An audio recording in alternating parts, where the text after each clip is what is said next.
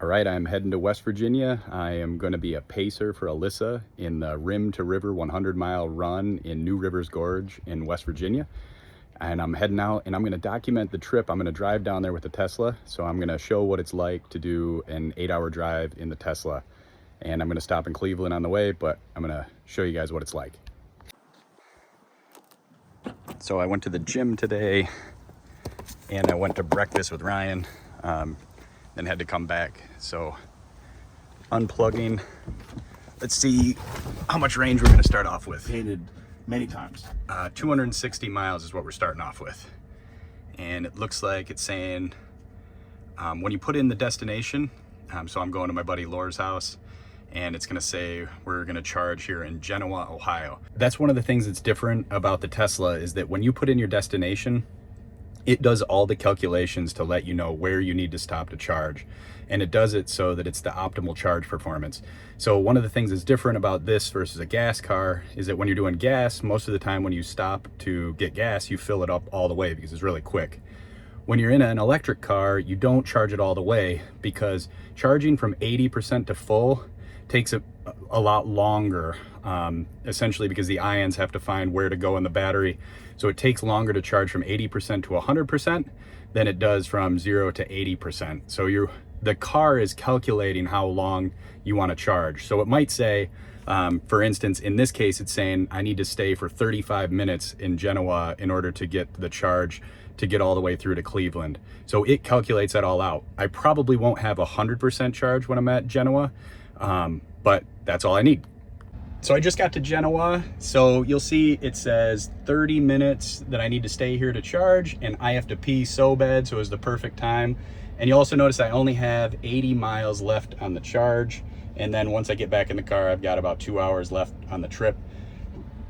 So I'm here in Genoa. They've got the thing right off the highway, and I'm gonna go and eat some food and recharge. So I just got the notification that it's ready for me to go. It sends you a notification when it has enough charge. It actually only took 17 minutes to be ready when it thought that it was going to take 30 minutes. So I'm going to stay a little bit longer. You'll see that I got 209 miles of range now. Let's take a look at what the superchargers look like. This one is right off, it's kind of in a rest area in Ohio. So it's right off the highway. It's super easy to get to.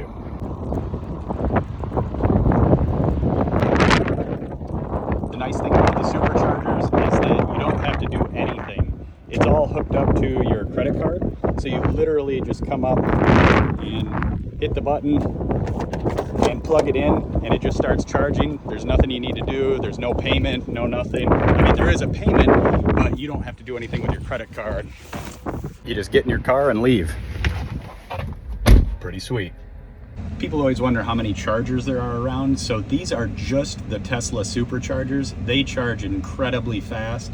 The red ones are the ones that are near me and the ones that I can actually get to, but the grayed out ones are also superchargers. So you see they're even up there in the UP and by the bridge, and they're grayed out just because I can't get to them on the charge that I have right now. So these are the ones that are available to me. I now have 240 miles of range, and it cost me $16.77. What I was showing before are just the Tesla superchargers. These are all of the other chargers from different manufacturers. So you can see they're everywhere. There is no problem with chargers. So I had to pee really bad, so I had to stop, and I just pulled off at one of these rest areas here off the Ohio Turnpike. So I actually got a full charge and got to check up on some emails. So I'm gonna have a full battery and didn't really need to charge, but just had to really go to the bathroom. This charge gave me 251 miles and cost me $14.43.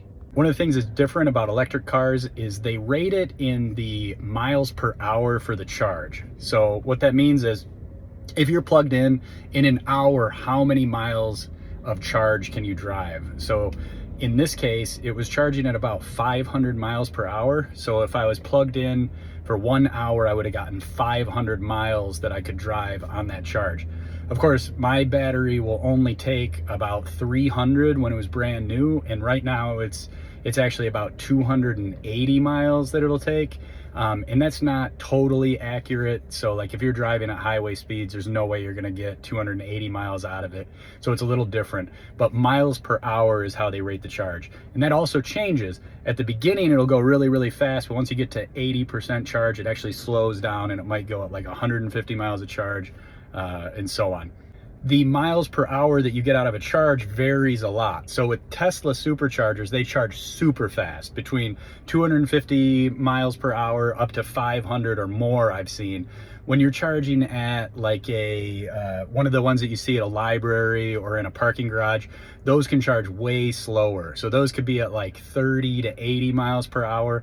My one at home, that charges about 30 to 40 miles per hour. Now, if you actually just plug into your wall at home, that charges at 4 or 5 miles per hour. So you have to be charging for basically like 24 hours to get a full battery. It takes a long time. That's why most people, when they charge at home, are not charging with their just standard wall outlet. So the other thing to get used to when you've got an electric car is that it's not like a gas car. With a gas car, you get in and it might be full, it might be halfway, it might be empty. For instance, every time I get into Lakin's car, it's pretty much always empty.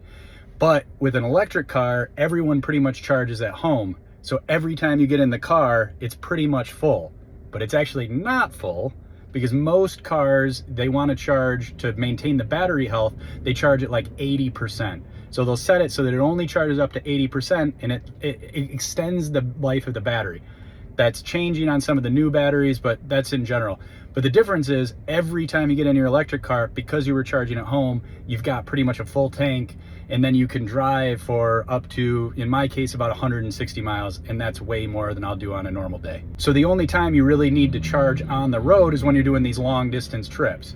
And what I tend to find is that by the time I gotta pee, I pretty much need to charge. So it's a good time to eat, it's a good time to pee, and usually the charge takes anywhere from like 17 minutes like we saw.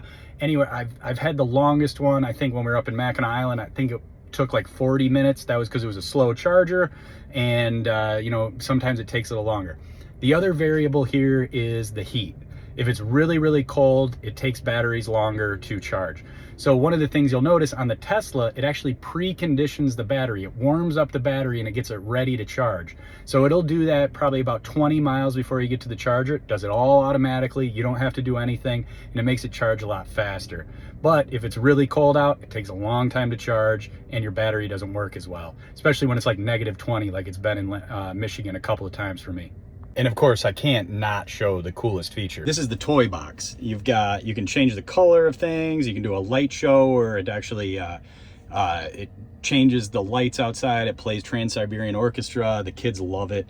You've got a boom box where you can literally have it fart outside. We'll show that. We've got emissions mode where you can make it fart underneath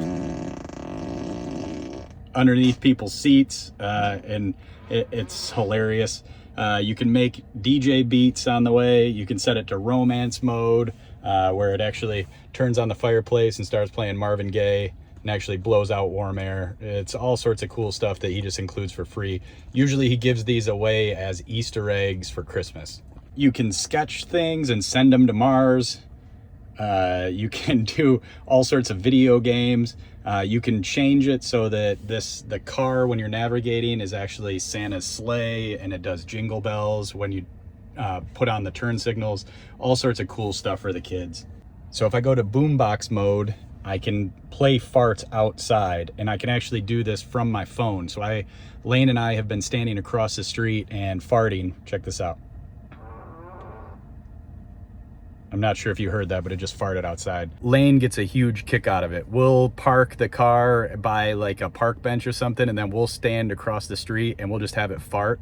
And the people have no idea where these farts are coming from, and Lane just gets a huge kick out of it. All right, day 2, and I'm leaving Cleveland and I'm on my way to West Virginia. And yes, I'm wearing the same sweatshirt because I love this sweatshirt and Aaron got it for me. I didn't charge last night, so I've got 216 miles left on the charge, and I've got to charge in Cambridge. I charged in Cambridge and I got 266 miles, and it cost me $19.61, and it took me about 29 minutes to get that charge. One of the things I can't really show because I don't want to record while I'm driving, since I'm the only one here, is the autopilot. So autopilot has been driving me, I'd say 95 to 97% of the time that I've been on the highway. There have been some interchanges and a couple of hairy things in construction zones where I had to take over control, but I'd say like really high percentage of the time is being driven by autopilot. One of the other things that Tesla has is called Sentry mode. All of the cameras are recording to a hard disk all the time, and it's saving that kind of like a DVR where it's deleting the old stuff and using the new stuff. And when you honk your horn, it saves that as a point in time, so it records all the cameras so you can come back to it thinking that if there was a honking situation, maybe you were in an accident or something like that. So I had one of those incidents just a moment ago. There was a truck that pulled up really aggressively behind me, tried to pass me on the right, and then I think tried to push me off the road. I mean, he literally just cut me off. I don't know if he didn't see me. I don't know what it is, but it was very aggressive. Luckily, the autopilot actually maneuvered out of the lane and really saved me from a crash and potentially a fatal accident. I mean, we were going 75 miles an hour or so, and it's really dangerous. You'll see, and it's all recorded. So if there was ever any debate about this, I have a capture of everything that happened.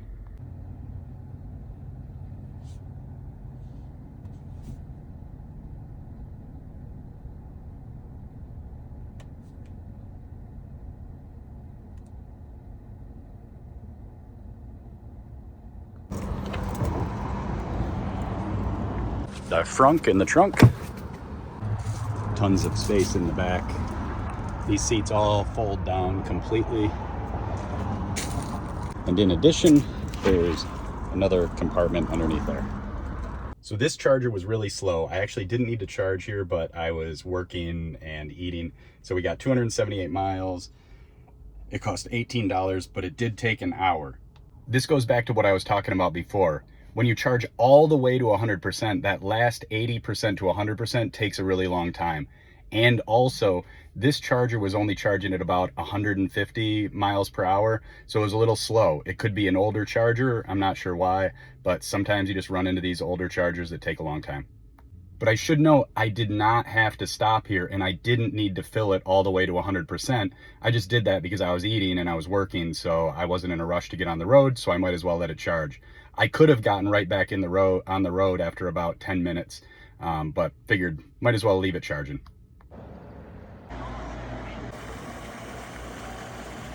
All right, I made it to West Virginia, and let's do the breakdown of how driving a Tesla 547 miles compares to driving a gasoline car. So the first thing is, it took me 14 hours and 37 minutes to drive down here, but that's because I did a lot of stopping. I ate a bunch of times and I charged and all that.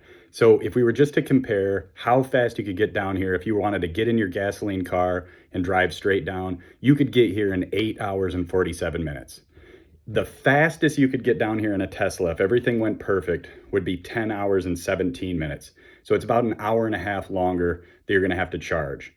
In addition to that, it's gonna be a little bit longer because you're gonna have to go to the superchargers. So it'd be 547 miles if you were driving a gas car. It'd be about 552 miles to drive down here. So it's like 5 miles longer. So what about the cost? Was it cheaper to drive the Tesla down here than it would be if I was going to drive a gasoline car? It actually might surprise you. So I compared a low mileage vehicle that got 10 miles to gallon versus the average, which is running 25 miles per gallon right now, versus one that gets a really good range, 50 miles per gallon.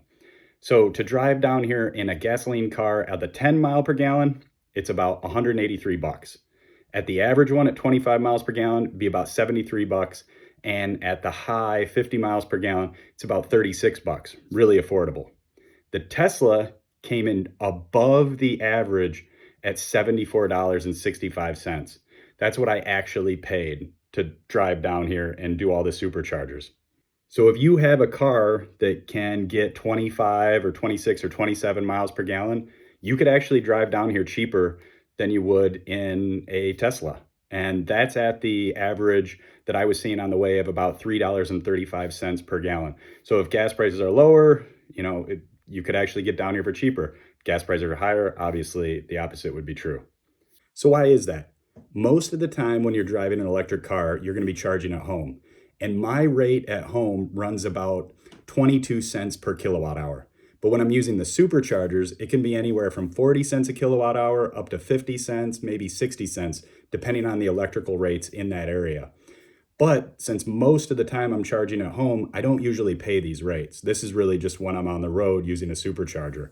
But the reality is, on these long trips, you're not really saving money compared to a good or average mile per gallon vehicle. If you were driving a Prius and getting 50, 60, 70 miles per gallon, on a long road trip, you're actually going to be saving money over an electric car in my experience. So that's it. It's not really, in my experience, less expensive to drive a Tesla on a long road trip. I think it's a heck of a lot more fun and it's a lot more relaxing because you do have autopilot. Not that it can do everything for you yet, but it takes a lot of the fatigue off. You're really not having to do a lot of the manipulations. It'll help protect you. So when I'm in a gas car like Lansing Acadia and we're driving for 3 hours, I get really, really tired. With the Tesla, I don't. The other thing is, with a gas car, you can get to the places you want to go a heck of a lot faster on a long drive. If you're one of those people that can just barrel through all the way down to Florida and, do the 20-hour trip, that's not really going to be a Tesla. You're going to have to stop probably every 2-3 hours to charge for a while, and it's probably going to be 20-30 minutes to charge. But for me, that's not me. I don't like motoring through the whole way. I like to stop. I like to relax. I like to maybe get some food, take a bathroom break. Apparently I have a really small bladder because I had to stop all the time. But that's it. The Tesla is a heck of a lot of fun. It's way cheaper when you're charging at home and you have lower kilowatt hour costs. But on a road trip, you're not really going to be saving that much money. If you're looking to save money on road trips, get a Prius or get something with a really, really long MPG rating. For me, I love the Tesla. I always have. It's the most fun that I have driving. I'm not a car guy, but every time I got in the Model 3 and the Model Y, I just love it. And it's always rolling out these new features, and I just really enjoy it. And the charge anxiety, I haven't really experienced. So I've owned electric vehicles, both Teslas, for about 6 or 7 years now, I think, and I haven't had any issues with charging. The one time that I got close, I was up in the Thumb and I ran into 2 different chargers that were not Tesla chargers. They were out of service. They were just broken. But I still was able to get to my destination. I just had to drive a little bit slower, and the Tesla calculates all that. And like I mentioned, there are chargers everywhere that aren't just Teslas, and you can plug into those too because Tesla comes with a bunch of adapters. Even right here in West Virginia, I didn't have any trouble. And right now I'm even plugged into my cabin and it's only getting like 2 to 4 miles per hour, but that's enough for me to get charged up so that I can get to the next charger. And I already have like 220 miles on the battery. So I hope you've enjoyed this. Please let me know if you have any comments or questions. I'm happy to dive into anything that might be on your mind.